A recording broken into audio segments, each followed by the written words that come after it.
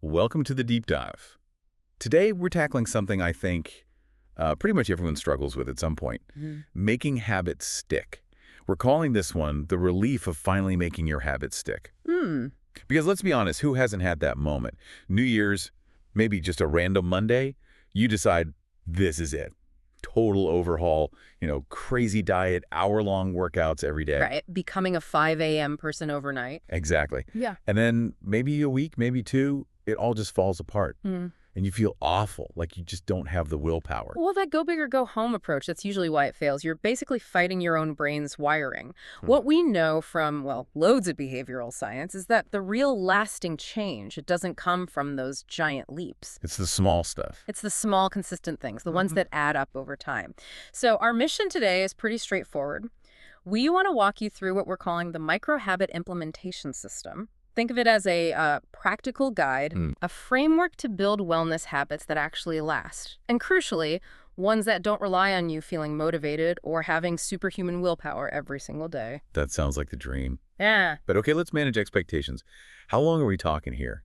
Because you see all sorts of crazy claims online, like 21 days to a new you. Yeah, the reality is a bit different. Solid research points to somewhere between, say, 59 and 66 days for a new wellness habit to become truly automatic. That's roughly 2 months of doing it consistently. Too much, so good. But, and this is the important part, that timeline shrinks a lot when the action itself is tiny. And here's a fascinating little stat for planning morning habits. They tend to stick about 43% better than evening ones. Really? Why is that? Likely because your willpower and focus are higher earlier in the day. Fewer things have cropped up to derail you, less decision fatigue. Okay, that makes sense. So if we want to make this work, we need to understand how habits actually form in the brain. What's the basic mechanism? Right, you have to understand the existing machinery first. It all comes down to the habit loop.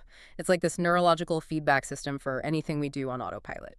3 parts. Okay. First, there's the trigger or the cue. That's the signal, internal or external, that kicks things off.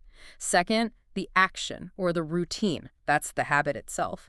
And third, the reward, the payoff that tells your brain, hey, remember this, do it again. So when I've failed before, like with trying to go to the gym, I was just focused on the action part, the workout itself. Exactly. And that's the classic mistake. You focus only on the action, which means you're relying purely on conscious effort and willpower to get started.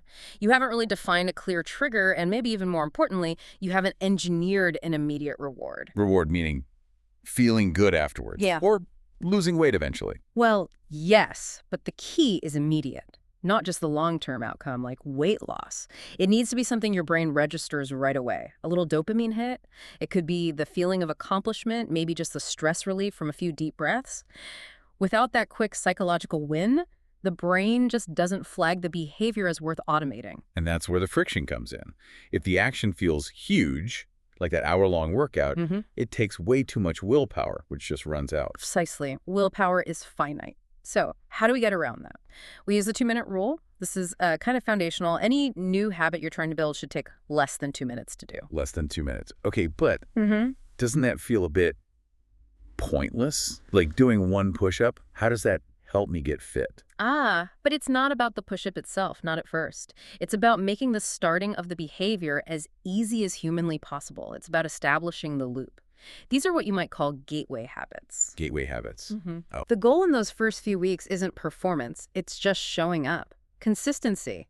Putting on your running shoes right after breakfast takes maybe 60 seconds, but you've overcome the biggest hurdle, inertia. You started. So examples like putting the shoes on, or maybe drinking 1 glass of water when the alarm goes off. Perfect. Or taking, say, 3 deep breaths before you grab your phone in the morning. They seem almost ridiculously small, right? But doing them gives you an immediate sense of success, and that success builds trust in yourself, which fuels more action. Okay, now this next part, this is where I think things get really powerful. Moving from just doing things to thinking about who you are. Why is focusing on identity so much more effective than just aiming for an outcome, like losing weight? Because outcome goals, like I want to lose 20 pounds, are fragile. What happens if you have a bad week on the scale? Your motivation crashes, you feel like you failed. Yeah, been there. Identity-based habits flip the script. You shift your focus from the result to the type of person you want to become. Instead of I want to lose weight, it's I am the kind of person who takes care of my body. Okay. And every single tiny action, That glass of water, putting on the shoes, the deep breaths. It's like you're casting a vote for that new identity. Each small win reinforces that self-image. Eventually, making healthy choices feels natural because that's just who you are. It aligns with your internal story. Casting a vote, I like that. It makes it feel less daunting. And it makes the next step easier, right? Yeah. Using routines we already have to kind of bolt on these new identity votes. That's habit stacking. Exactly. Habit stacking is brilliant because it uses the brain's existing pathways. You find a habit you already do automatically, brushing your teeth, making coffee, and you attach the new tiny habit right onto it. That existing habit becomes the trigger. Simple. The formula is super simple. After a current habit, I will new tiny habit. But the crucial thing here is specificity. Just saying, I'll stretch more is useless. When? Where? Right. It needs a clear trigger. Absolutely. So it's after I pour my morning coffee, I will drink 1 full glass of water. Or after I take off my work shoes, I will immediately change into my workout clothes. That specificity anchors the new habit in time and makes it much more likely to happen. Okay, that makes sense. But what about the environment? I could have the perfect habit stack like meditating after coffee, but if my phone is sitting right there buzzing, willpower just evaporates. You've hit on probably the most underestimated factor, environment design. We like to think we're in control, but honestly, our surroundings shape our behavior way more than we realize, more than willpower, often. So how do we design it? The principle is simple. Make the good habits super obvious and easy, and make the bad habits invisible and difficult. Friction is your friend here, but applied strategically. Give me some examples. Kitchen? Bedroom? Okay, kitchen. Don't just buy fruit. Wash it and put it in a nice bowl right where you see it on the counter. Meanwhile, take the cookies or chips, put them in opaque containers, maybe on a high shelf you need a stool for. That little bit of extra effort needed, often enough to stop mindless snacking. Adding friction to the bad stuff. I like it. Bedroom. Get the phone out. Seriously. Charge it somewhere else entirely, like the living room or office. If you have to physically get out of bed and walk to another room to check it first thing, you're way less likely to scroll mindlessly, plus you've already started moving. That's a tough one, but I see the logic. And what about tracking? Seeing the progress. You mentioned visual cues. Yeah, simple visual cues are powerful. They make the abstract goal feel concrete and reinforce that identity. Honestly, fancy apps can be overkill. One of the most effective tools. A plain old paper calendar. Really? Like just crossing off days? Yep. Put it somewhere, visible fridge, bathroom mirror. Every day you do your micro habit, put a big X on the calendar, seeing that chain grow. Your brain loves that. Yeah. It doesn't want to break the chain. It's incredibly motivating. Okay, so we've got the tiny habit, it's stacked, the environment's helping, and it starts to feel easy. Almost too easy. What then?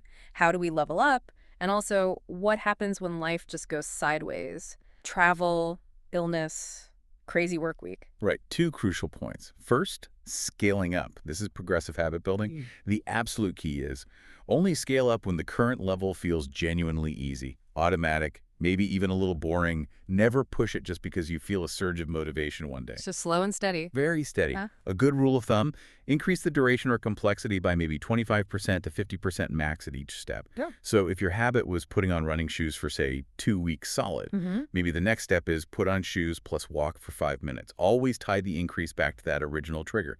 Keeps resistance low. Got it. But, okay, the disruptions. Life happens.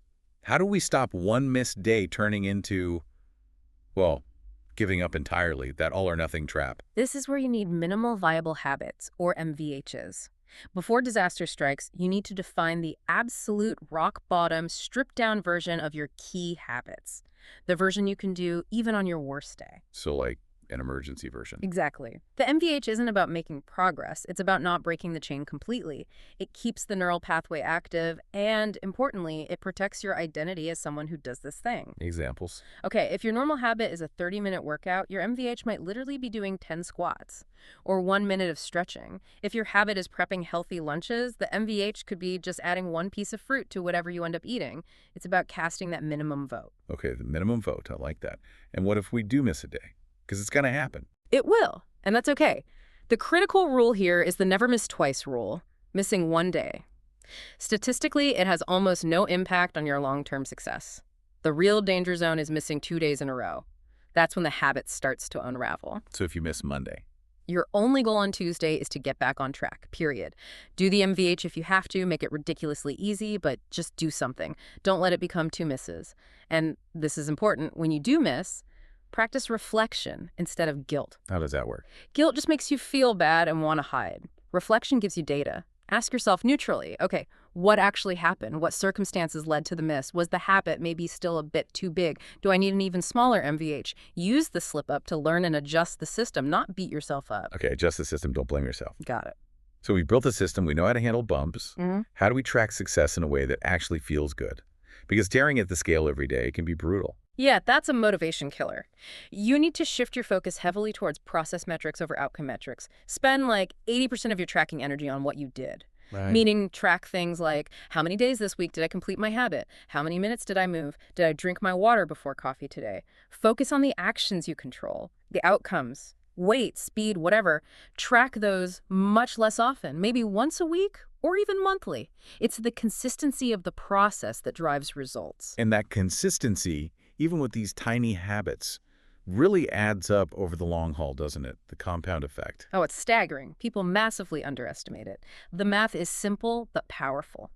Improve by just 1% each day, which is tiny, almost invisible day to day, and after a year, you're literally 37 times better. Wow. It's exponential growth, not linear. You won't see much difference in the first few weeks, maybe even months, but stick with it and the change becomes huge, seemingly all at once. And the best rewards aren't always the numbers on the scale or the stopwatch, right? Yeah. Absolutely not. We call them non-scale victories, and honestly, they're often the most meaningful. Things like handling stress better, sleeping more deeply, having more mental clarity during the day, feeling more confident because you're actually keeping promises to yourself. That self-trust again. That self-trust is foundational. Believing you can rely on yourself changes everything. Okay, this has been incredibly insightful. Let's wrap up with the core takeaways for everyone listening. Yeah. What are the absolute essentials? All right, 4 key things. 1, start way smaller than you think you need to. Consistency beats intensity every time, especially at the beginning. Yeah. Design your environment. Make the good stuff easy and obvious, the bad stuff hard and hidden. Friction is your ally. 3. Focus on identity, not just outcomes. Ask, who do I want to become? And let every tiny action be a vote for that person. And finally, 4. Plan for failure. Have those minimal viable habits ready for tough times and live by the never miss twice rule. You know, when you boil it all down, the real measure of success here isn't achieving perfection. It's building resilience. It's your ability to stick with your core practices even when life gets messy. That's what sustainability looks like. That's powerful. Resilience, not perfection. So a final thought for everyone. The person you'll be a year from now, they're being built by the tiny habits you start or restart today. So what's the one tiny, less than 2-minute step you can take right now? Maybe pick that anchor habit, attach your micro habit, actually write it down. Just start there. Thanks for diving deep with us.